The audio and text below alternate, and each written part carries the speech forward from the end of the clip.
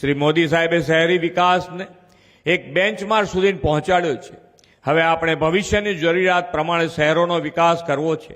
તે માટે શહેરોને ગ્રોથ હબ તરીકે વિકસાવવાનું આયોજન છે. તેમણે વાઇબ્રન્ટ સમિટ દ્વારા ગુજરાતના ઔદ્યોગિક વિકાસને વિશ્વમાં નવી દિશા અને ઊંચાઈ આપી છે. ગુજરાતના દરેક ક્ષેત્રની તાકાતને જાણીને તેના વિકાસનો મજબૂત પાયો મોદી સાહેબે નાખ્યો હતો. તેમના માર્ગદર્શન અને આ જ વિઝનને આગળ વધારવા માટે સ્થાનિક અર્થતંત્રને વેગ મળે, સ્થાનિક ઉત્પાદન વધે અને રોજગારીનું સર્જન થાય તે માટે આપણે રિજિયનલ વાઇબ્રન્ટ કોન્ફરન્સનું આયોજન કરી રહ્યા છીએ.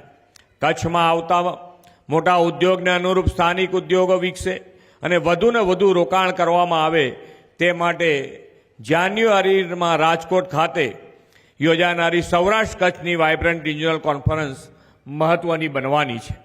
2047 સુધીમાં વિકસિત ભારત અને આત્મનિર્ભર ભારત આપણે બનાવવું છે. આ માટે શહેરોને ભવિષ્યલક્ષી બનાવવાનું આયોજન આજથી જ કરવું જરૂરી છે.